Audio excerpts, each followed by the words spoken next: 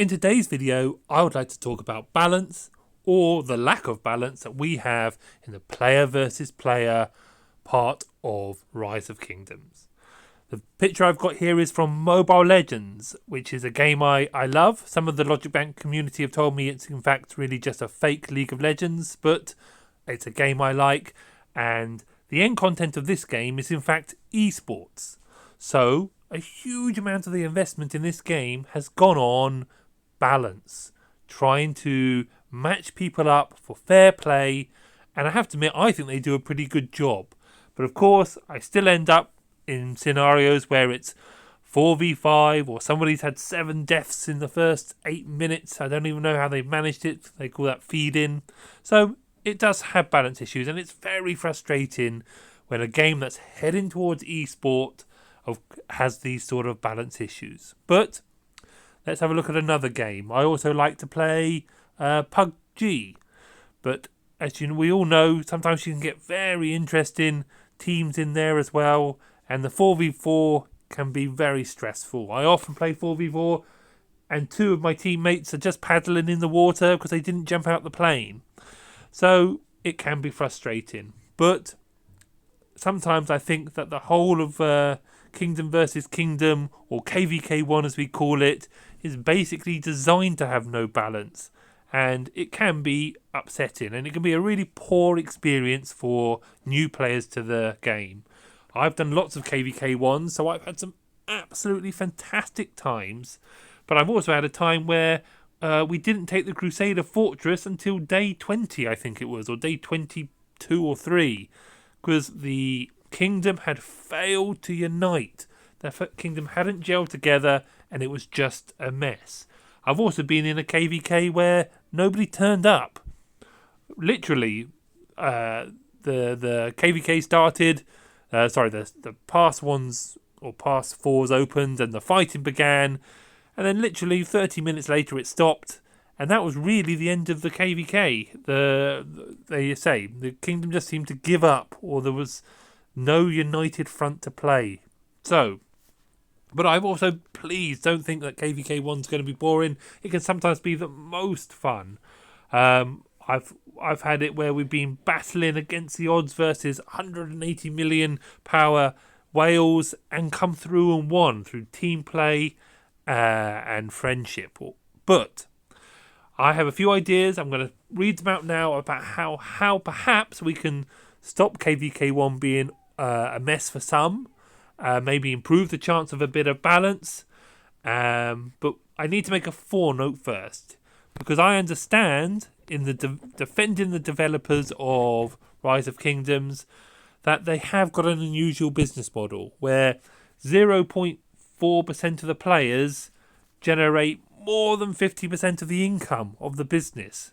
I even read somewhere it could be as much as 80% of the income comes from 0.4% of players. So their focus, as they're not aiming to become an esport, their focus is of course on trying to create some content to keep these players here, keep them spending and keep them happy. So that's why sometimes we get so little for those that repeat the start of the game like me. But let's have a look at some ideas that they could make that could maybe make it a bit more fun. So I look at the in-game content, and I watch a few videos, and it makes me sad that they seem to have so many bots, or Blind Eye have turned to bots and such like that. But I have maybe an idea that could help end game as well. My first idea is, let's have a look. I think perhaps that we should remove jumping. I bet you weren't expecting that. I think that rather than have jumpers, that simply when you start in a kingdom, once that kingdom has got to, say, day, the altars open, say day 11. Well, I've gone to the wrong screen. You should be sent a compensation pack that balances the kingdoms. So, for example, I'm in 3057. So I am on day... Oh, let's make this easier. Let's go right to the top. So let's say you're in Kingdom 30101 and you're on day 4 and 17 hours. So a compensation pack should be sent to every player on 3104, giving 2 days and 16 hours speed up in research, building, and then 4 times that in training, plus 2 daily logins, which is 2 gold keys, plus the epic heads, plus some XP for what you would have earned in those days, and they could balance the kingdom this way. I always have felt that the jumpers have been a method of trying to balance kingdoms, especially when we used to have 8 starting, and there could be 8 days between the 8 kingdoms. Now we only have 4, so we have actually moved a little bit more towards balance, but it's still very unbalanced. If we look down at the gold stars, where are they? You'll notice there's a pattern with the gold stars that the kingdom, the oldest kingdom, gets the gold stars. There's no balance in it, where the compensation pack could help address this. I also think that migration needs to be altered. Again, this would crucify some of my strategy, but it's not fair. There's so much migration going on now, and I know I'm one of the people selling it. But I think there should be 3 migration windows in the lead up to KVK1. So just 1 day where you can migrate if you want. 3 days in total where you can migrate if you want. The first is 1 day before the altars open. The second is 1 day before the shrines open. And the day is 1 day before the Lost Temple opens. This should make it impossible for somebody to get 2 Lost Temples. To collect the Lost Temple reward, then immediately leave the Alliance, immediately leave the kingdom, go to the next kingdom, and collect the Lost Temple again. It's not fair play, and I don't think it's what they were envisioning when they had pre-KVK1 migration. I love the 10-day rule. I think it could even be reduced if you remove jumping, because really it should be it could be reduced. But that's my idea there. Yes, it would crucify lots of my content, but I would love more balance. It's silly that the gold star is going to the oldest kingdom, even when there's only 4 kingdoms. What else would I like to see? I would like to see a little bit more like what the airports do. So when you get off a plane, you're a customer, and the airport puts arrows on the floor and sends you in the right direction. And then you turn up by the luggage carousel, you pick your luggage up, you follow the arrows on the floor again, and there you are, out by the taxis and the buses and the train links, and they've directed the customer. Where we don't do that. We don't help kingdoms gel. We don't help kingdoms become kingdoms. So this idea is going to go down like a lead balloon. You're not going to like it. But what I think, that after day 7 of a kingdom, the zones, the first zone should all lock, and you will not be able to migrate between them. There are no past 1s anymore. And, wait for it, the past 2s do not open until one alliance holds all 6 altars. Okay. Then, once you're into the shrine zone, you're not going to like it. The past 3s don't open until... the past 3s to this zone do not open until one alliance holds all 3 shrines. Then, the Lost Temple is simply made to look a little different. It has 3 towers around it.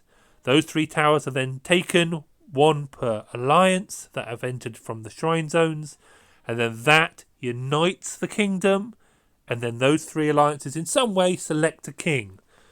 And that's how I think it should work. So the game is directing the kingdom to unite. So, if there are 2 people in here in stalemate, one has to win. They have to win via fighting, if one is much stronger, or they have to win through democracy. But it is forced to happen. So these 2 can't make friends, then the person that gets into this zone will just simply take all 3. That's in their favour, and they'll move on. So this is just an idea. I know lots won't like it, but I think kingdoms need a hand sometimes gelling and turning into the kingdom ready for KVK. because it's unfair if you're in a completely rubbish kingdom. It just destroys the experience of the player. Now, what I think should happen, let's say the monument finishes. You've got today 85 and nobody's got into the Zone 3 because you've all been fighting, or there's only 2 alliances in the Zone 3. I think that then you shouldn't go forward to KVK. That perhaps, well, maybe 2 have got in. Let's say only 1 has got into the Zone 3, or no alliances have got into the Zone 3 because they're all still fighting in and around, or they're still in their first zone because they haven't been able to in the past 2s. That the kingdom then, instead of going into KVK 1, they should get a message and go into a different event where perhaps it says the barbarian king has seen that you are a weak kingdom, and then takes the throne in the middle, and a player versus environment 50-day event starts, where of course hopefully at the end you defeat the barbarian king in the middle, and your kingdom has another 50 days to gel. But of course it would start a whole load of player versus events,